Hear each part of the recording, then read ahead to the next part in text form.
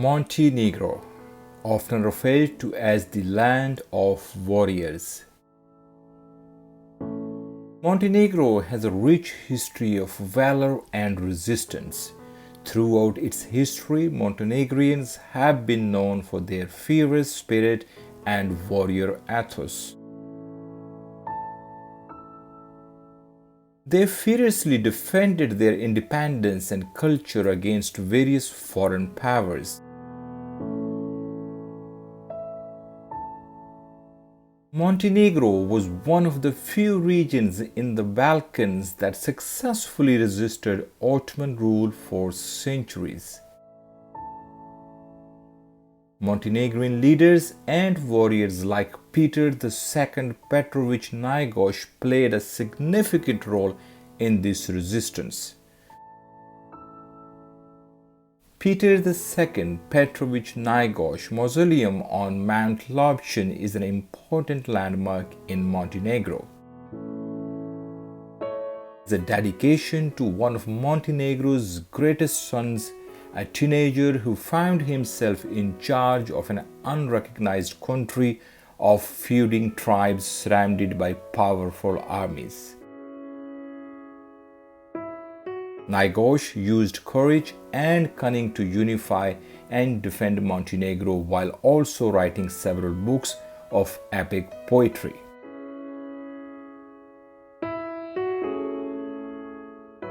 I am Jamshid Beg, known as JB the Adventurer, a solo traveler and a travel blogger from Manchester, England with over 30 years of travel experience.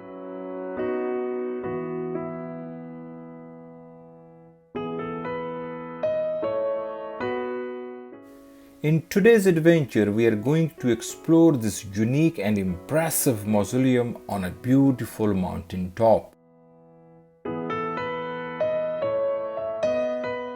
Peter II Petrovich Njegoš Mausoleum is the highest mausoleum in the world, sitting at 1,657 meters.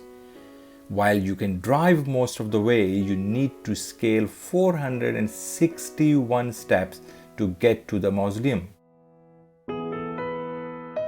It sounds like a lot, but it's only a 15 minutes walk, and it's very easy to use the expansive views as an excuse to take breaks to enjoy the view as you climb.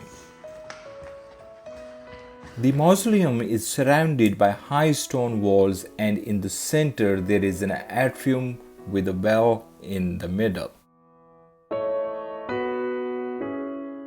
The interior of the mausoleum is designed with a simple yet dignified aesthetic.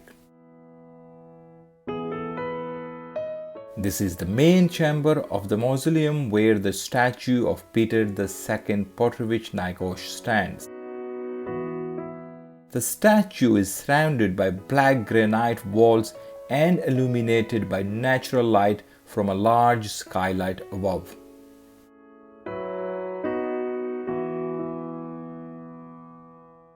Overall, the interior of the Njegoš Mausoleum is designed to honor the legacy of Njegoš and provide a peaceful place for reflection amidst the stunning natural beauty of Mount Lobshin.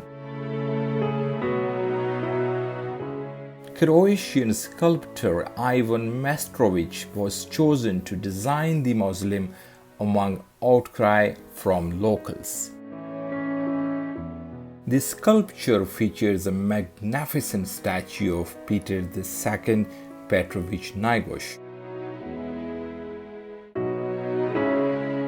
This sculpture is a masterpiece created by the Croatian sculptor Ivan Mestrović. The statue depicts Petrovich Njegoš in a thoughtful and majestic pose, and it adds to the overall grandeur of the mausoleum.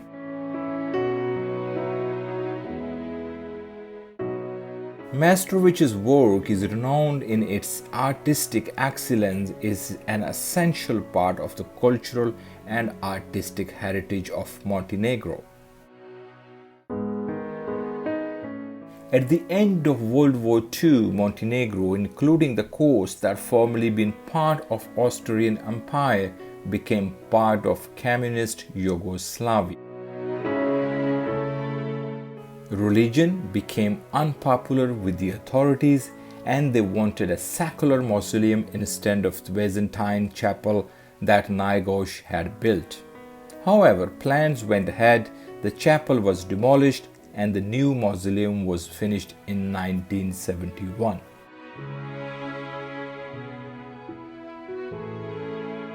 Naigosh was born Radivoj Petrovich in 1813 in Naigosh village near Sentij as a middle son.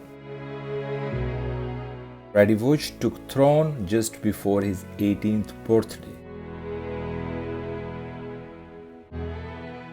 At the time, Montenegro's ruler also became the head of church, so he became prince and bishop.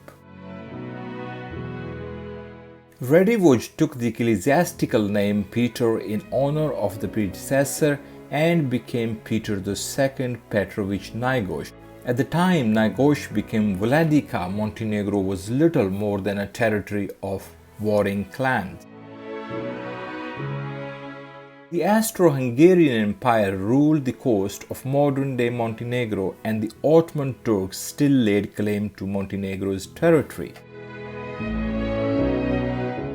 Luckily, the Turks didn't bother wasting resources trying to subdue the clan since they didn't pay tax anyway. But the clans also refused to pay tax to the central Montenegrin government. So at 17, Naigosh inherited a land which was internationally unrecognized, besieged by blood feuds, surrounded by the Austro-Hungarian on one side and Ottoman Turks on the other. Reliant on Russia for money, and which had no army or police force. Despite his young age, Naigosh passed his first test and managed to successfully quash dissent from a rival clan who wanted to try to overthrow him. The consequence of this was the establishment of a governing senate, and Naigosh then presides over Montenegro's first state institution, financed and controlled by Russia.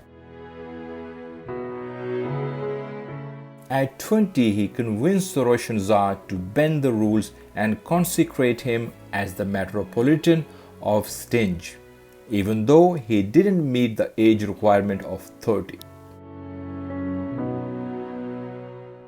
In 1849, Naigosh was diagnosed with tuberculosis. Before he died, he said he wanted to be buried on Mount Lobchen in a chapel he designed and built in 1845. Naigosh is often praised for his modesty for choosing Jazreski, the second highest peak of Mount Lobchen, because he felt sure that in the future Montenegro would have a greater leader than him who deserved the highest peak. Beneath the mausoleum's central hall lies the crypt where the remains of Peter II Petrovich Naigosh are entered. It is a solemn and reverent space. He died in Sentij in 1851 at the age of 37. When he died, Naigosh was entered by Sentij Monastery and then moved to the chapel on Mount Lobchen in 1855. But his remains had to be moved when the Austrians decided they wanted to build a monument of the Austrian Emperor Franz Joseph in the same place. In 1925, Naigosh remains were reburied in this chapel. Today, Peter II Petrovich Naigosh Mausoleum is one of the Montenegro's top attractions, and regardless of its controversial beginnings, it is as popular with the Montenegrins as it is with foreign visitors. Exploring the world and sharing these exciting adventures with you is a passion of mine. Be a part of my passion by clicking the like button, share this video as much as possible, and subscribe to my channel so you don't miss any future adventures. Take only memories, leave only footprints. See you next week with a new adventure. Ciao.